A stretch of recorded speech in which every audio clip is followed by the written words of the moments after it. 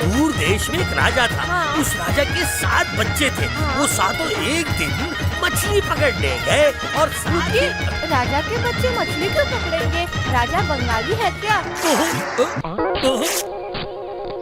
अरे तू ये क्या कर रहा है? ला अब ये ब्लेड मुझे दे, ला। हाँ, जानी ब्लेड से काटोगे तो तुम्हारी उंगली कट जाएगी। अगर तुम्हें इसे काटना है तो ब्लेड से नहीं, कैंची से कतर कतर काटो। अभी लाता हूँ। ये लो बेटा। पूरा काट दो दादाजी। पूरा काट दो बेटा। ये सोफा, वो सोफा, इस घर के सारे सोफास काट दो। दादाजी ये मछली पकड़ रहा है। हाँ, पकड़ने दो। अरे मारे गए। ये क्या किया? अरे ये क्या किया तुमने? दादाजी मुझे माफ अरे एक मिनट, हिलना मत। मैंने जानबूझकर नहीं किया। दादाजी प्लीज प्लीज, मैंने जानबूझकर नहीं किया। अरे मैं तुझे नहीं डांटूंगा। अब संभल के, नहीं तो काट घुस जाएगी। आजा दादाजी, मैं बेटा। सच्ची कह रहा हूँ, मैंने जानबूझकर नहीं किया। देखूं कहीं लगी तो नहीं। सब ठीक ठाक है। दादाजी मुझे डर लग रहा अरे है। तू इतना डर क्यों रहा है मेरे लाल? एक टैंक तो टूटा है, मैं और ले आऊंगा। ये ले चॉकलेट। दादाजी हमें भी चॉकलेट दो ना। मैं किसी को नहीं दूंगा। तो फिर आपने उसे क्यों अगर दी? तुम्हें चॉकलेट चाहिए ना तो इसने जो किया वो करना होगा। अच्छा, मतलब चॉकलेट के लिए कुछ तोड़ना पड़ेगा।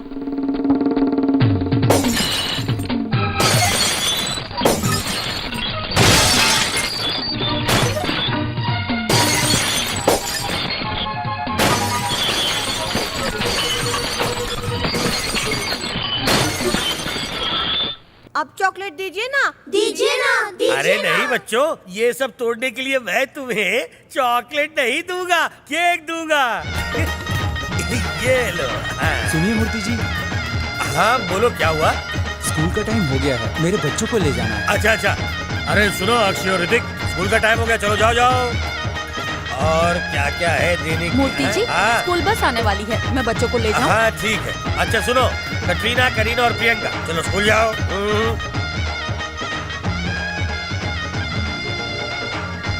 कल मुझे अपने सलमान और शाहरुख को स्कूल ले जाना है। हाँ हाँ क्यों नहीं, अगर नहीं बोलूंगा तो नहीं ले जाओगे क्या? चलो ले जाओ।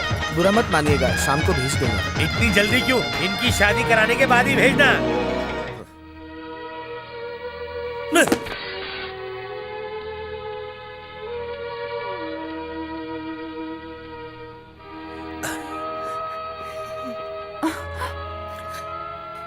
ये क्या हो गया इन्हें? इतना कीमती सामान टूट गया ना, इसलिए रो रहे होंगे। ऐसा सामान फिर से खरीद लेंगे, इतना रोने की क्या जरूरत है पिताजी? मैं इस टूटे हुए सामान के लिए बिल्कुल नहीं रो रहा हूँ, बच्चों के लिए रो रहा हूँ। बच्चे शाम तक वापस आ जाएंगे। हाँ, शाम को आ जाएंगे, फिर चले जाएंगे। अरे सब अपने अपने घर तो जाएंगे ना। अगर उनकी जगह तुम्हारी औलाद होती तो नहीं जाती ना।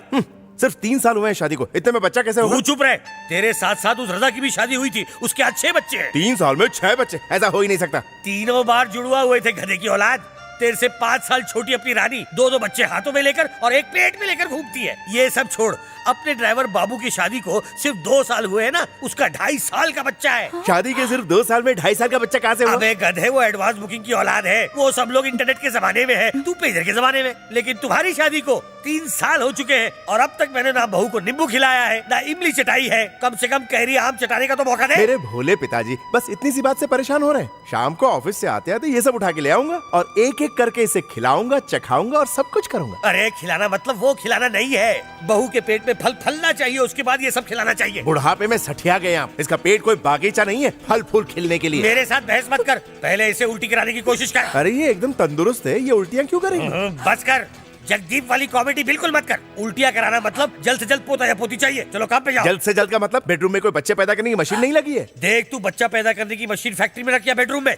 मुझे सिर्फ आउटपुट से मतलब है, जिसका मतलब है बच्चा। देखिए पिताजी, आप सीरियलों के बापों की तरह ओवर एक्टिंग मत कीजिए। बेटा मेरी ओवर एक्टिंग को छोड़, जरूरत पड़े तो किसी बाबा की जड़ी बूटी खा ले, लेकिन तुझे जल्द से जल्द इसे माँ बनाना होगा, वरना मैं इस घर में 1 मिनट नहीं रहूंगा। ठीक है, कहाँ रहने वाले बता दीजिएगा, हम भी आ जाएंगे। तुम्हें उनकी बातें बुरी लगी क्या? पिताजी सच तो कह रहे थे। अरे अभी हमारी उम्र ही क्या है?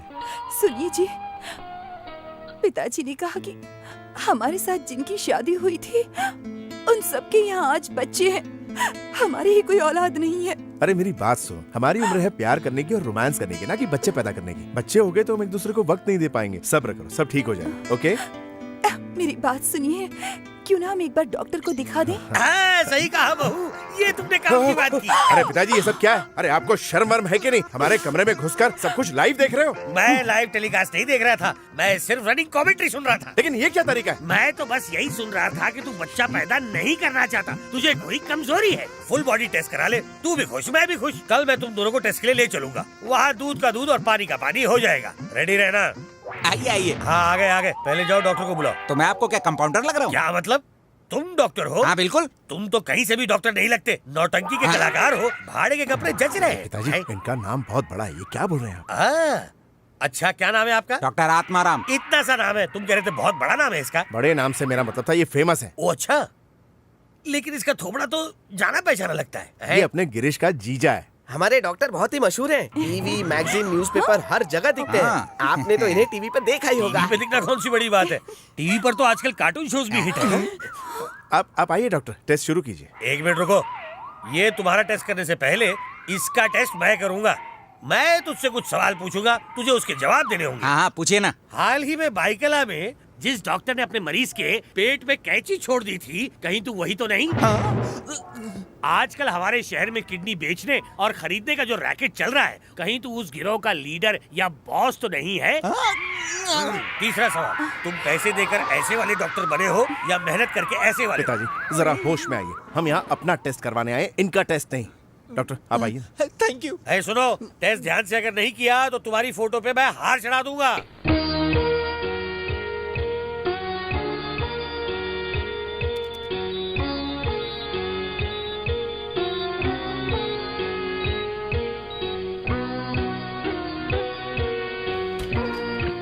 जीजा जी, भैया की रिपोर्ट्स आ गई क्या? हाँ आ गए। जो भी है जरा जल्दी बताइए, पिताजी बहुत उतावले हो रहे हैं, उन्हें खुशखबरी दे देता हूँ। खुश होने जैसी कोई बात नहीं है श्रीराम। क्या? धीरज से काम लेना। तुम्हारी पत्नी के गर्भ में प्रॉब्लम है, वो कभी माँ नहीं बन पाएगी। कहीं टेस्ट में कोई गड़बड़ तो नहीं? किसी और डॉक्टर के पास जाए क्या? कोई फायदा नहीं होगा, हमने सारे टेस्ट करके देख लिए हैं। इस जन्म में तो वो कभी भी माँ नहीं बन पाएगी। अगर ऐसी बात है तो तुम दूसरी शादी करो। पिताजी ये आप कैसी बात कर रहे हैं? मैं सही कह रहा हूँ, बिना बच्चे की इस बांझ औरत को तुम्हारी बीवी और इस घर की बहू कहलाने का कोई हक नहीं है। जो औरत माँ बनने के काबिल है, सिर्फ वही औरत इस घर में बहू बन के आ सकती है। सीता मेरी जान है, मैं उससे बहुत प्यार करता हूँ। जानता हूँ मैं, इसलिए तुम्हारी बात मानकर बिना दहेज के गांव से मैं इस गरीब को तुम्हारे कहने पर घर लेकर आया। मेरे होते हुए आप इनकी दूसरी शादी करवाएंगे? तो उसमें गलत क्या है? दुनिया की कोई भी लड़की पहले किसी की बीवी बनती है, उसके बाद माँ, और अगर वो बीवी माँ बनने के काबिल ना हो तो उसके पति को हक है कि उस औरत को छोड़कर दूसरी पत्नी ब्याह के लाए। पिताजी! तू चुप रहे। अगर ये बच्चा पैदा नहीं कर सकती तो इसकी वजह से मेरा वंश खत्म हो जाएगा। मेरे पूर्वजों ने मुझसे कहा था कि मुझे अग्नि देने के लिए मेरा बेटा है, कल तुझे अग्नि देने के लिए तेरी कोई औलाद होनी चाहिए। मैं अपनी बीवी को नहीं छोड़ूंगा। तुझे छोड़ना पड़ेगा। ये कहने का आपको कोई हक नहीं। बाप होने के नाते मुझे वो हक है। मेरे दादा मेरे पिता के जरिए, मेरे पिता मेरे जरिए, मैं तुम्हारे जरिए इस वंश को बढ़ाते आ रहा हूँ, और मैं ये बिल्कुल नहीं चाहता कि ये वंश आगे ना बढ़े। आपके कहने पर मैं दूसरी शादी कर भी लूं तो क्या गारंटी है कि उसे बच्चा होगा ही? अगर वो बांझ निकली तो तीसरी शादी कराऊंगा, तीसरी वाली भी बांझ निकली तो चौथी कराऊंगा, लेकिन इसके साथ तुम्हारा संसार नहीं बसने दूंगा। ऐसे क्या देख रही है? मेरे बेटे का बांधा हुआ मंगलसूत्र वापस दे। इस मंगलसूत्र के बिना मैं जिंदा नहीं रह पाऊंगी। अगर चाहिए तो इस घर में उसकी रखैल बनकर पड़ी रहे, 2 वक्त की रोटी दे दूंगा। कभी दिल आया तो तेरे पास भी आ जाएगा। याद रखिए, अगर ये कोर्ट में चली गई तो हम दोनों सड़क पर आ जाएंगे। कानून में भी लिखा है कि अगर पहली बीवी से बच्चा नहीं हुआ तो दूसरी शादी करने की तुम्हें पूरी पूरी आजादी है। तो एक बात आप मेरी भी सुन लीजिए, जब तक मैं जिंदा हूँ मैं इनकी दूसरी शादी नहीं होने दूंगी। मेरी जगह कोई और नहीं ले सकती। तो तुम खुदकुशी कर लो, तुम्हारे मरने के बाद इसकी दूसरी शादी करा दूंगा।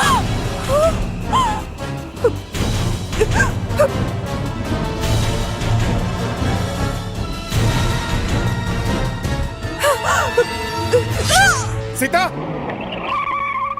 भैया क्या हुआ? सीता! भाभी को क्या हुआ? इतने बेचैन क्यों हो? नहीं, कुछ नहीं। सलाम साहब। Good morning.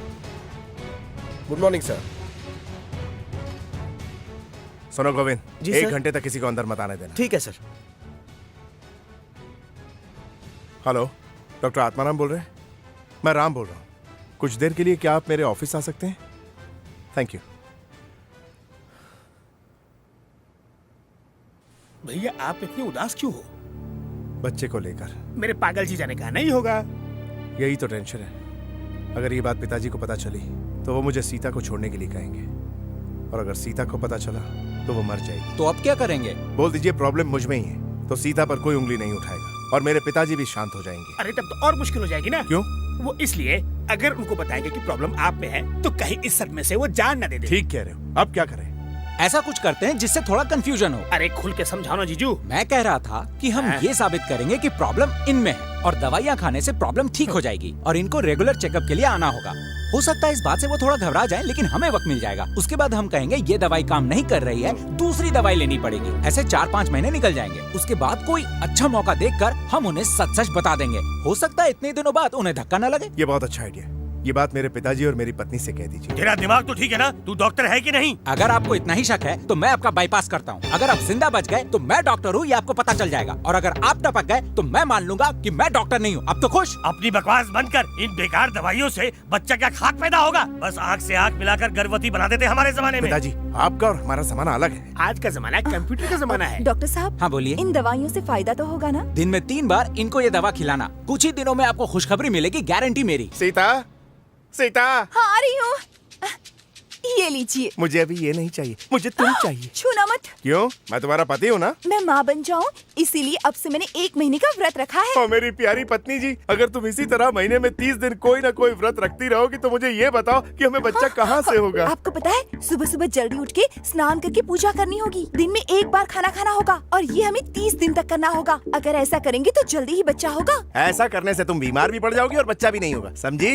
वैसे प्रॉब्लम मुझ में है तो तुम पानी में भीग कर तकलीफ क्यों उठा रही हो? दूध, घी और मक्खन खाओ दबा के। नहीं नहीं, ऐसा मत बोलिए, पाप लगेगा आपको। 30 दिन की तो बात है। चलिए अब जल्दी से दवाई पी लीजिए ना। इसे पीने से बच्चा हो जाएगा? हाँ हो जाएगा। ये मैं कैसे पीऊं?